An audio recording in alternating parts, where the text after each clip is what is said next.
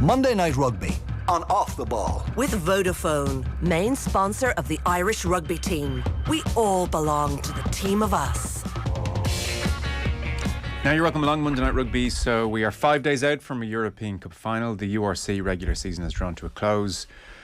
URC headline news is that Munster will be away to Ulster in the quarterfinals. That quarterfinal in Belfast will be on Friday the 3rd of June, and that's after their defeat at the Aviva Stadium on Saturday. Leinster, the winners at the Aviva Stadium on Saturday, will host Glasgow on Saturday the 4th of June. That's a 3:15 kickoff at the RDS.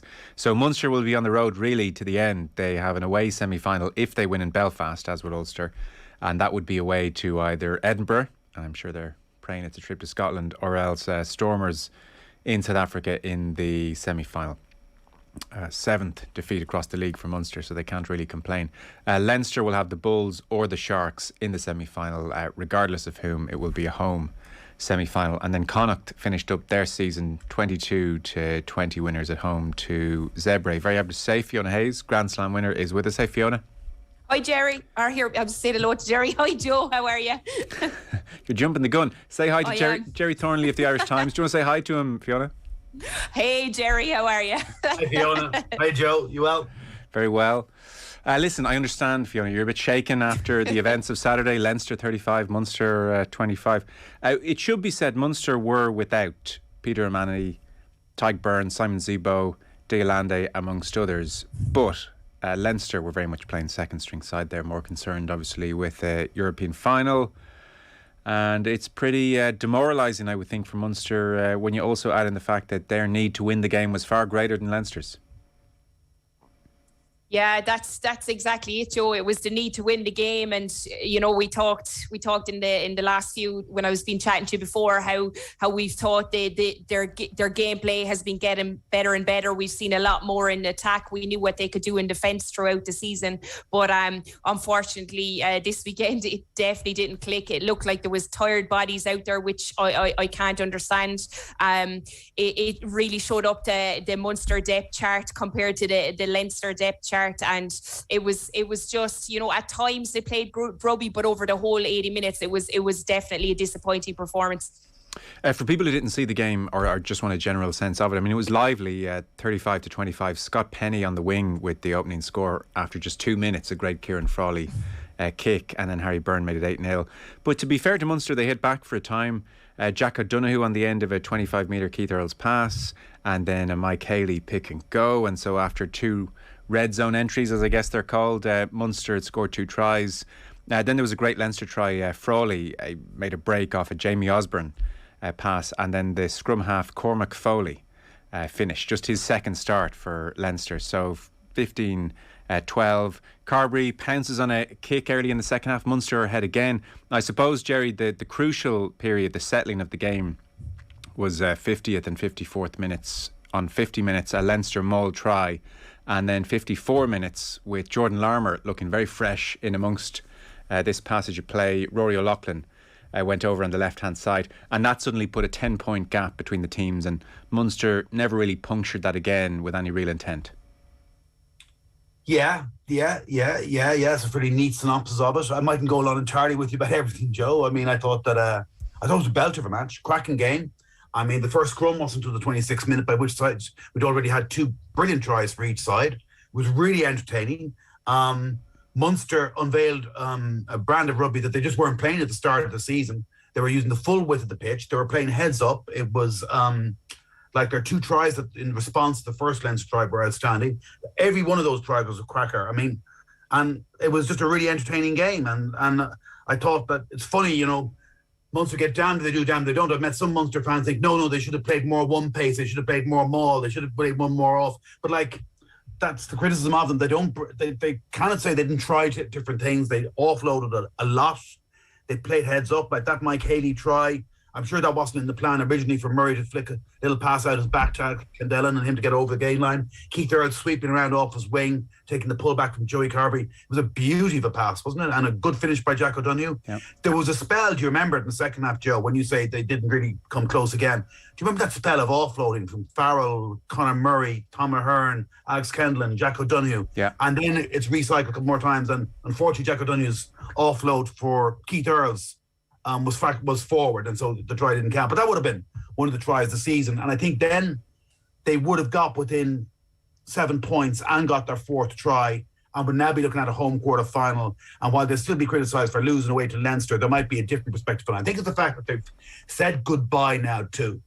That Ed Sheeran ended up saying a later goodbye to Thomond Park this season, then Johan van Graan, Stephen Larkham, JP Ferreira, John Ryan, Chris Closey, and all the other players who are leaving.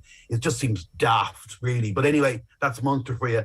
I was a bit puzzled, Joe. I do think they gave it a good go. There was one 24 phase attack in the last 10 minutes, but they couldn't really, like Fiona will make the point, that Munster lacked big ball carriers. They couldn't really penetrate without Yende and Coombs and others and get over the gain. And it was bloody hard work. And Leinster kept the defensive shape all the way until Joey goes to the wide skip out. He just pulled the trigger a little bit too soon, easing the cheap seats.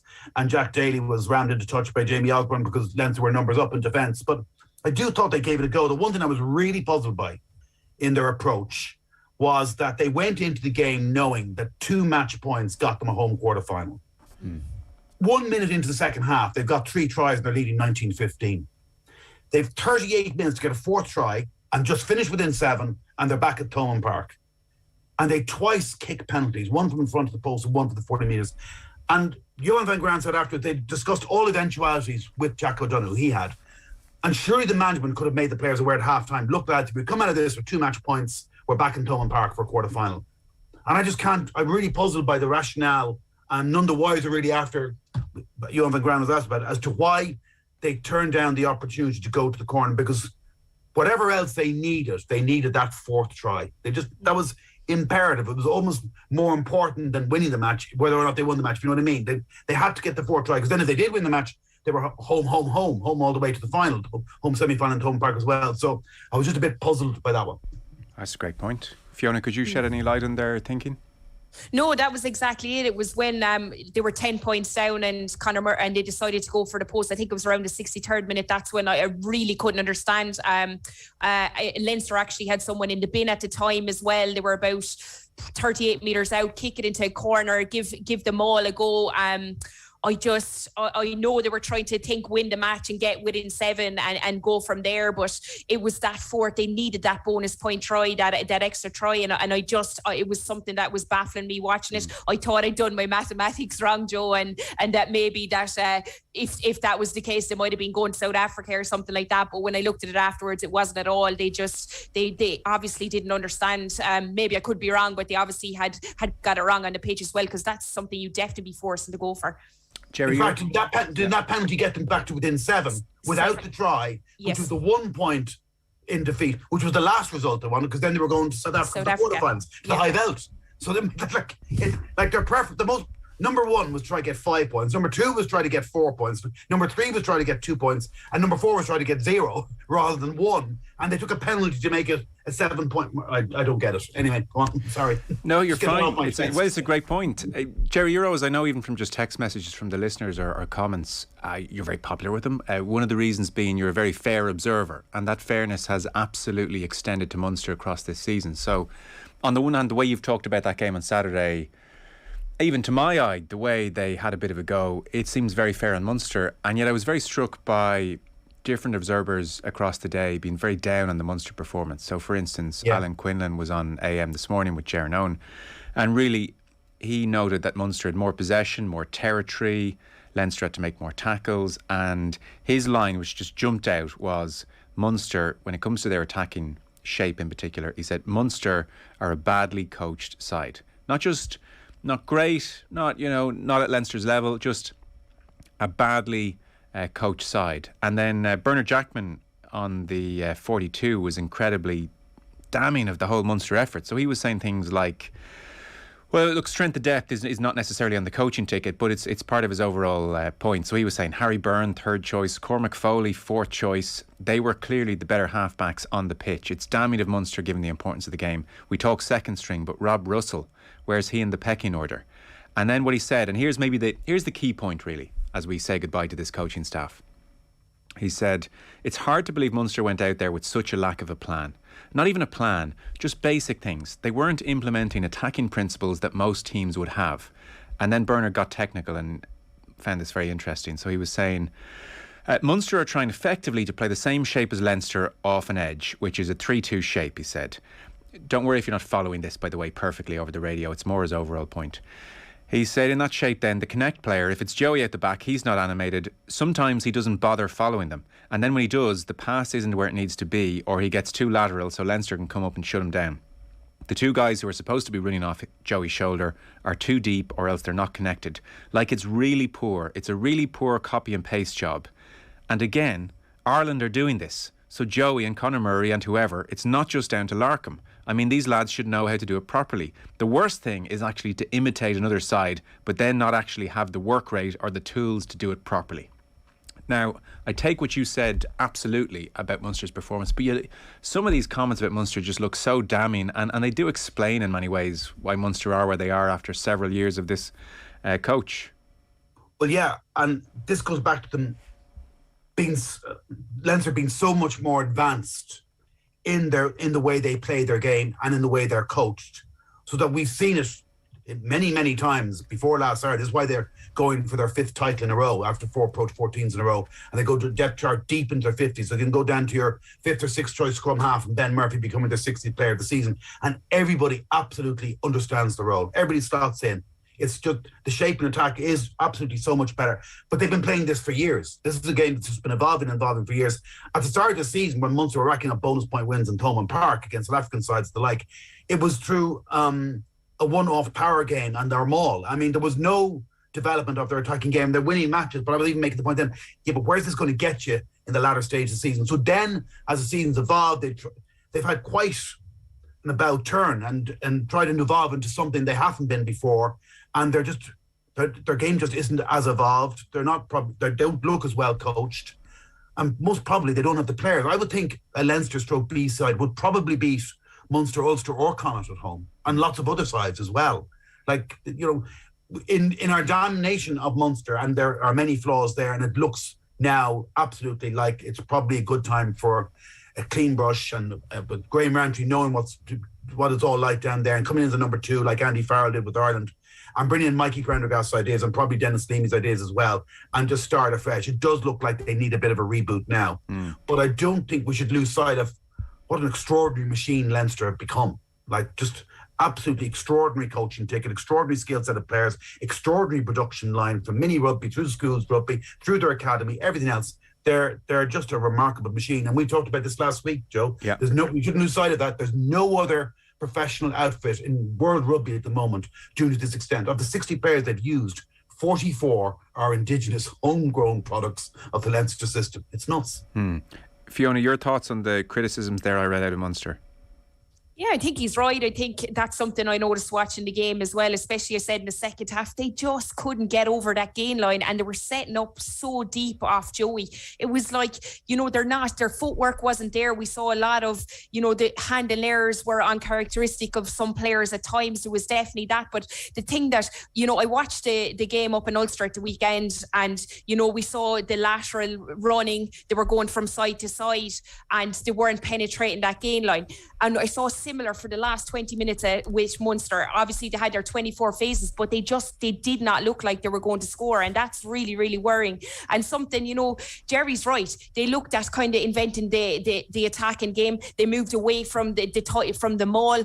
That, like, and I saw it in this game that the effectiveness of then when they were using their maul, it just was, they weren't getting any ground, and that's credit to Leinster. But it's also, they've also obviously are going in to set up their maul and deciding whether they'll go with the maul or do a move, you know, where the guy comes around the front and moves off that. And you can see the shape. It's just not detailed enough at the minute, and it's not detailed enough in their pods with the forwards. And we saw that Leinster especially exposed that in their defence, and they just came up in Munster. And when they were put under pressure, there was no one to get that ball over the gain line. And even Chris Farrell, I was talking to Gerry, I thought Chris Farrell had a really good game. And he talked about, you know, offloading. But how many times did we see Farrell get gain line and get his hands free? And it just looked like there was no energy and no one was running off him. So it was almost like they weren't even on the same plate. They were just wanted to ruck and set up from there. And I know that was probably more so towards the end of the match, but it was just disappointing in their energy. And, you know, and we saw in Toulouse, we know their defensive system, it can be quite good at times. And I thought the defence was a little bit off as well. Obviously, Diolande was a big miss in the centre. But, I mean, some of the, like, hats off to Larmer, an exceptional player, but to have him getting 217 metres, I'm not saying it, just defensively we looked all over the place. There was no one coming up and shutting down his space. It was almost like Munster gave him the space to run at them. It's extraordinary, isn't it, Fiona, that from his first counter-attack, it's a kick through by a flanker, and the first 5 players he beats are forwards. Like, it's astonishing. And the 6th player he's eventually tackled by is Conor Murray. This is from a kick ahead. Like, this is clearly, okay, heads up rugby. One thing that I would say, Fiona, is, I don't know if you agree with me, we've all heard about these Tuesdays. I'd love to go to one. And I'd love then to go down to the Munster High Performance Centre on a Tuesday and compare and contrast the pace at which they work and the intensity of the training session. I'd love to know, I've heard, and I would be surprised if Leinster is somewhat quicker and higher intensity. Oh, we all know the answer to that. Yeah. You know? It's just so evident, isn't it? Because you could see these third and even fourth string players are so accustomed to playing at that level in training, and they were able to translate it, and Munster still are off the pace. In some ways, Gerry, and I remember those early nights in the URC, and we were all very interested to see South African opposition away to Munster early on, and then there was one night where they were down at half time. I can't remember which franchise it was against, but they played very good rugby, and then Munster, just with their power, beat them in the second half. And I do remember us saying, and it was a rinse, wash, repeat situation, much like previous seasons. This isn't going to work when we get into the latter half of the year. The most damning critique you'd have to make of this Munster coaching ticket is, I accept your point that, of course, the plan can't be as well put together as Leinster, because Leinster have been doing it for much longer. The most damning critique you would make of the Munster coaching ticket is that they decided to get with the programme so late in the day. Yeah, absolutely. You got to be doing, if this is the way you're going to end up trying to play end of season playoff games against Leinster and DD, you're going to try and almost take them on their own game. Then you have to be doing it from pre-season, don't you? You have to do it from rounds 1, 2, 3, 4. That's why I was always concerned about the way they went out at the start. Yeah. That being said, I thought there was some good performances along the way. Most notably Wasps away. I mean, ironically, the kids. That was the one where they had the least coaching, and look how well they played. I mean, and Wasps were very much a cobbled together team as well. And the first half was like watching the Barbarians against the Barbarians. It was just extraordinary, and maybe it shows that less is more, particularly when it comes to coaching. I don't know. But yeah, you're right. They've got it's been a very uneven season in terms of performances. I mean, I thought the extra performance at home and even away was very resilient, but I thought the extra performance at home was very good. You know, you can't be, I don't think you can just sniff at everything Munster do just because they're not. You can't just judge them purely by lifting silverware. There is a certain honour in getting to 19 quarterfinals in Europe, a record that only Toulouse have equalled. Like there's something to be said for achieving that. Unfortunately, it doesn't get recognised in the greater scheme of things because they have end of seasons like this, and they haven't won a trophy since 2011, and there's a lot of negativity around this coaching ticket now, particularly since it's been known since December thereabouts that they were leaving, and like I said earlier, it definitely looks like it needs a reboot, a fresh outlook. Yeah, and with that as well, Joe, you know what? Like in those two games, Gerry, I thought like Munster obviously got great energy off the turnovers against Exeter and against Toulouse. It really lifted them. They couldn't get a sniff of it anywhere near that breakdown at Leinster. There was Frank Murphy hands away straight away, and correctly so. But it was literally they couldn't get it, and it was almost like they lacked energy then throughout the game. Even Toulouse couldn't. Admittedly, it was Toulouse against Leinster's first team, but it was still Toulouse. They manage one turnover. It can hardly make a ruck last longer than 3 seconds in the entire match. They're a machine. Yes, well, I'll come to actually Leo Cullen talking about the breakdown. I read in your piece, Gerry, ahead of the La Rochelle game in just a moment. Just one last point, Fiona. It jumped into my mind when you were talking there about the players off Joey Carbery being too deep in certain instances. And what just immediately just jumped into my head was the Ireland-Italy game. Carbery starts and things just look less well-oiled all around him, less well-oiled. People maybe potentially not the right positions. Sexton comes on and things just suddenly are in place. Everything around him is like clockwork again. Now, a part of me thinks, geez, it shouldn't be the out-half's job to like marshal everyone and to like be the babysitter for everyone around him. And yet, for maybe players are used to Sexton, or maybe this is just the nature of rugby and the nature of being a 10. But it seems to be an aspect of the position. And just when you mentioned that, players too deep off Carbery, yeah, it's their responsibility, but maybe if you're going to be a 10, it's also your responsibility. Yeah, it's your responsibility, but look, that could have been the game plan. They could have known that Leinster were going to fire up in defence, and the forwards that potted two that were outside could have been asked to take a step back. You don't know what the coaching ticket has said. It just wasn't effective. Okay. They were getting met at the gain line all the time. So look, it's Carbery, yeah, he is in control and he should probably spot that, and the likes of Johnny Sexton will see that and get him to flatten up maybe. So it's just something with more game time. It's a lot of pressure on his shoulders. I thought he has been playing well, but this wasn't his best game in my opinion. Okay. Has Jordan Larmour forced his way into the European Cup Final 23, Gerry? It's a good question. If anybody has last Saturday night, it was him, wasn't it? It was a timely reminder, lest we forget, of what an extraordinary one-off player he is. There's really no other player quite like him in Irish rugby. Probably the nearest thing to him in the last 10 or 12 years was probably Luke Fitzgerald. That kind of acceleration and quick feet, and Larmour's even more kind of mesmerising, slaloming kind of. I mean, he was making everybody else look like they were jogging on the spot at times. It was his own teammates, never mind the opposition. It got to be a little faintly ridiculous. There was a point in the second half when he got the ball and he kicked it, and you can always hear the audible groan from the crowd. Jordan, you weren't born to kick the ball, lad. You were born to run with it. So, yeah, he provides an X factor if you were chasing a game with 15, 20 minutes to go. He's your classic number 23 as well, isn't he? He can play fullback. He can play either wing. He can play 13. He's done so for Ireland, didn't he? I think didn't he play the Twickenham Grand Slam match, some of that match at 13? Yeah. So, he's the ideal fit for 23. He didn't play for 10 weeks. He looks like he's as fresh from as he possibly could be. There aren't that many players in Irish rugby. There's really nobody quite like with that kind of X factor, that ability to just beat players in a phone box and to accelerate. And it's a real food for thought for them. I wouldn't be surprised if he does make 23. And the other one, of course, is Ryan Baird, given he can play both second row and back row, as he showed. Yeah. I thought he had a very good, lively, rangy, typically athletic Ryan Baird type of game. Not surprising Leinster have options, is it? And the rest. Fiona, just one other point on that game. How did Harry Byrne look to you? The anointed one for so long, and then this season hasn't really flourished for him the way he might have hoped or expected. How did he look? Yeah, I thought he looked really good.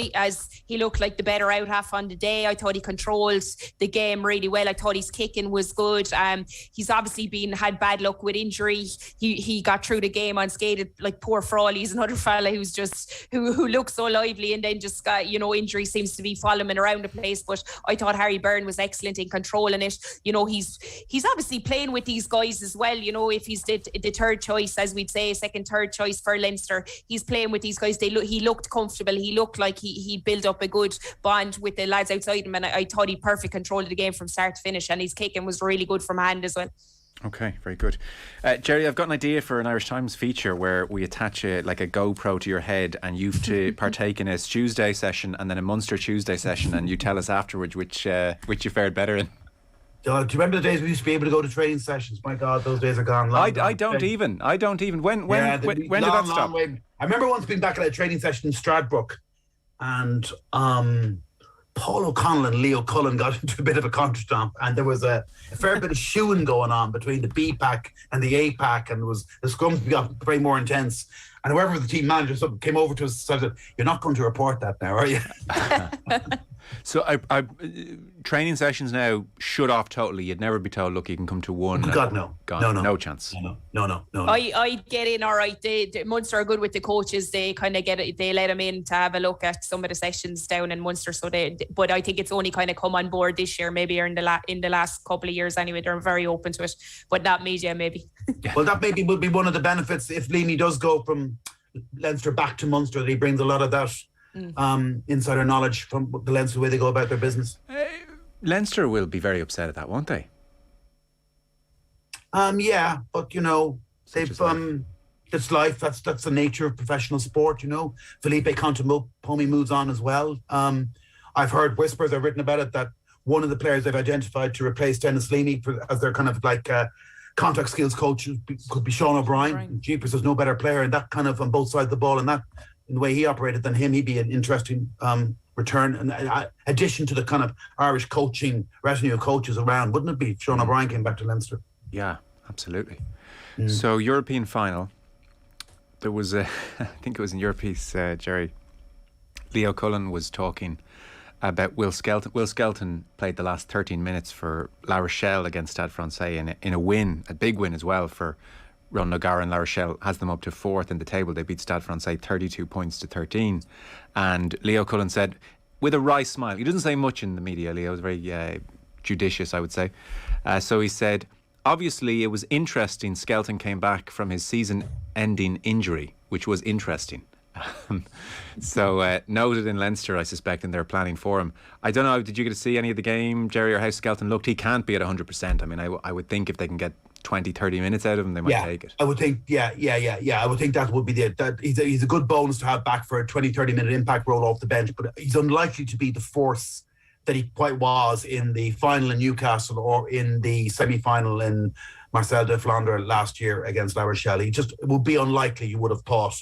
And all in all, I think anyway, Leinster, as they showed against Leicester in the quarterfinals with a lot of big men, like their second rows in Genge and the South Africans in the back row, and certainly against Miafano and Joe Corey and others in Rory Arnold, to lose a lot of big men. I think Leinster have shown this season that they're just much better in the contact skills than they were a year ago. I think they're tough. I don't think they've been bullied once physically this season. Yeah. Leicester Tigers tried to do it but couldn't, and I'm not too sure. I think they're just better equipped to cope with Will Skelton, even if he's at full tilt and playing the full 80. Fiona, on the breakdown then, Leo Cullen was also talking ahead of this final, and he was even referencing the Ireland-France match in the Six Nations, and he was saying in terms of a template, there are things we're going to need to make sure we're braced for and prepared for mentally and physically as well. And he was talking in the context of the breakdown there. So Leinster have been sensational in that department of late, but La Rochelle one of the best teams at the breakdown as well in this competition. So who's going to come out there on top, do you suspect? I think Leinster, as Gerry said, they've learned a lot in the last year. Their contact and how they're approaching their carries, even turnover wise when they're making their decision making around the breakdown is a lot better. So I think Leinster are well equipped for this La Rochelle thing. I know you were talking about Will Skelton, and he had about 13 minutes, but he got a really, really good turnover. I think there was about 3 minutes left in the game. So, right. He brings that to his game as well, but definitely didn't look himself fitness wise. But that takes match fitness, and he will probably get a good 20 minutes, I would imagine 25 minutes. But I breakdown wise, I think Leinster have been exceptionally clinical. You look at Toulouse, I know La Rochelle are really good around that area as well, and Raj would have put a lot of work into that, and he'll know trying to target that area with Leinster. But I just think the system they play, the coaching, the good habits they have in their ball carry and their clean out, and the speed of which they're getting at that ball away under 3 seconds, I don't think a team can get near them at the minute. Okay. Any word on Furlong or Lowe, Gerry? Just the same kind of low-key message. Yes, on course. They're back training this week, but not fully. Are going to increase their load as the week progresses and will be monitored closely before a decision is made.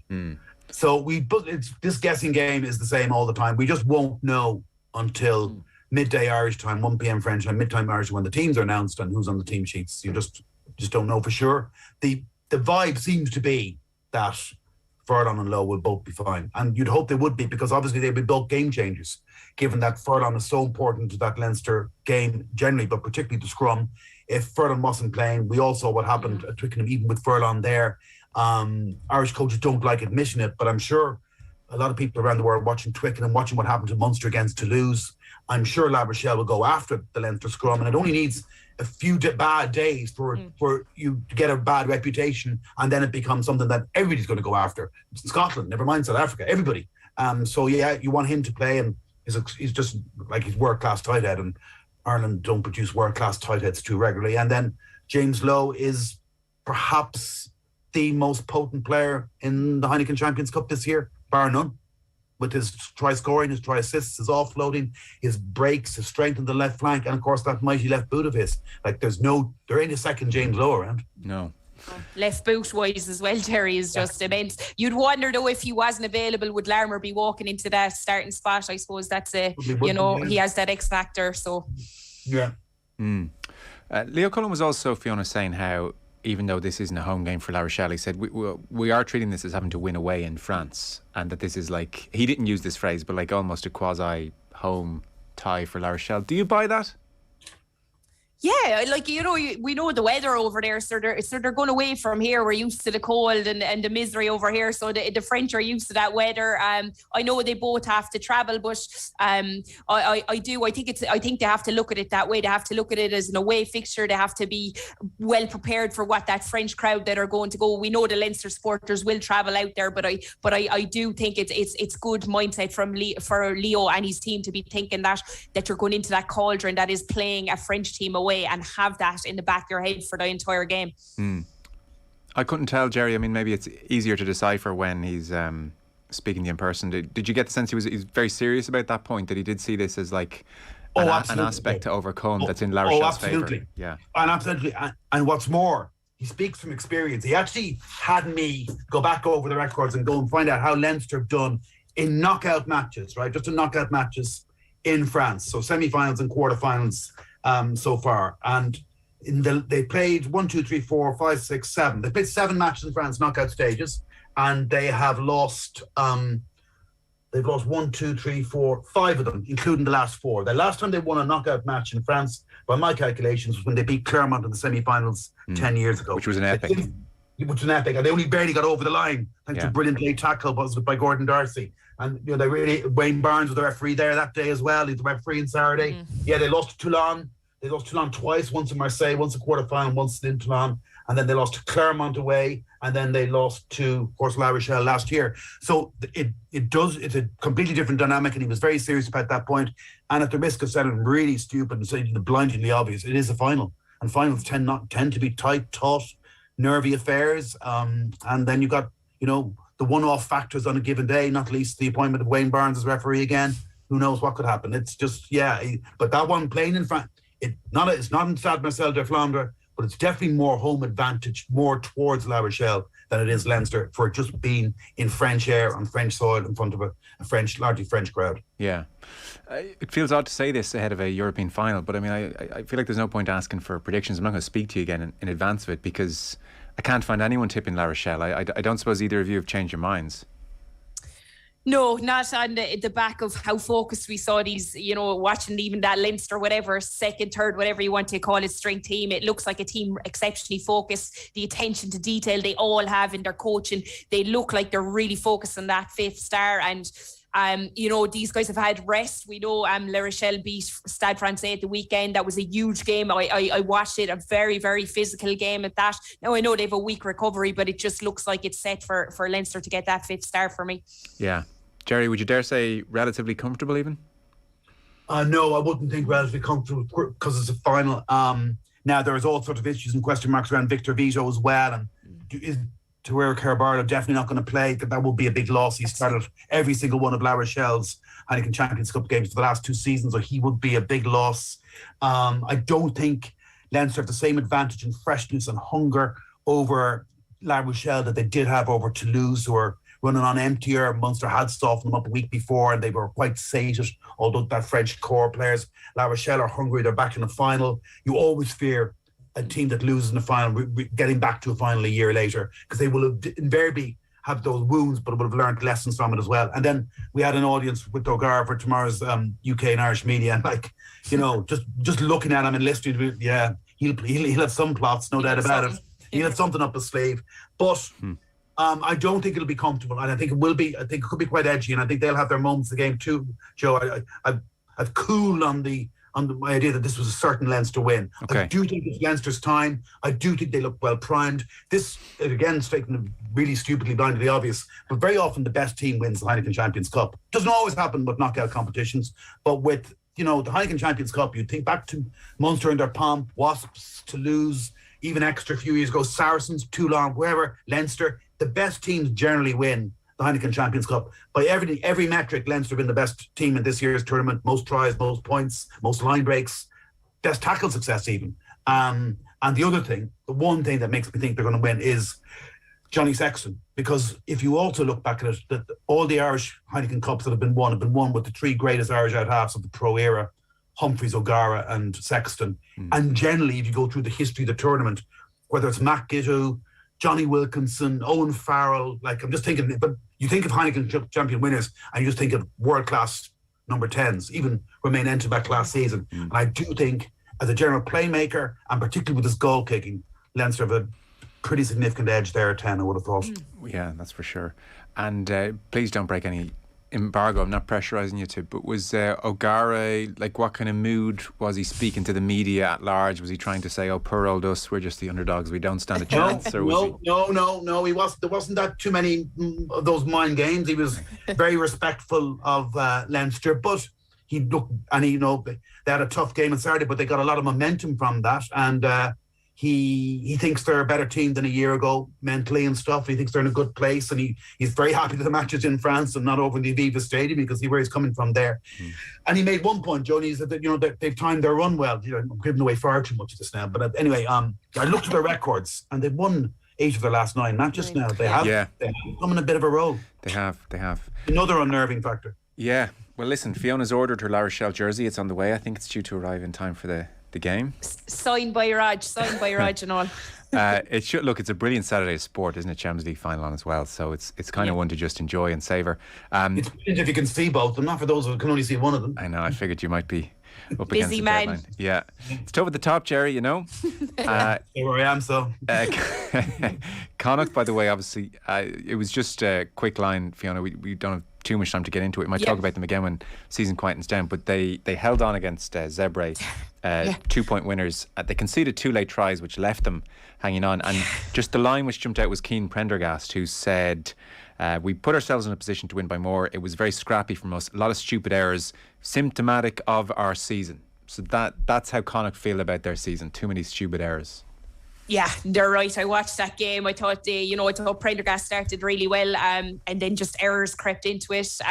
Their line speed in defence, some of the tries they leak were crazy in the last couple of minutes. So that's definitely an area they're going to have to look at if they want. I love the expansive rugby. I love exactly what they're doing. I love how they play off set piece, and they offer so many runners and all that. But defensively, they have been atrocious, let's be honest, at times. And it's an area they'll really have to focus on because, everyone loves to watch them, but if you can't sort out your defence when it gets to this stage of the season and they're not in big competitions, I mean, coming close to Zebra at home, signing everyone off is not really how you want to finish off a season either. No, okay. Oh, by the way, Jerry, has travel proved tricky to Marseille? It's very expensive, and it was so expensive before the semi-final that even if you were inclined to take a punt on Leinster winning and book in advance, it wasn't going to save you that much money than if you just got onto a travel agent and just got a package in advance and just have booked yourself a seat in a plane, a seat hotel, if Leinster qualified on the basis that there would be charters, because it's really exorbitant. Because you've got thousands and thousands of Liverpool fans have already booked their trips to Paris from all parts of Ireland, as well as the UK. A general shortage of aircraft, general shortage of airline staff. It's just, and airports. It's really, and then of course, the main thing, as I said, that having the two finals on the same day in the same country. Yeah, no, I'd read that. All right, guys, brilliant stuff. Thank you so much. Rugby on Off the Ball is thanks to Vodafone, main sponsor of the Irish rugby team. We all belong to the team of us. Fiona Hayes, thank you. Thank you, Joe, not Jerry. Yes, appreciate that. And Gerry Thornley of the Irish Times. Cheers, Jerry. Cheers, Fiona. Cheers, Joe. Good See you later. Well done.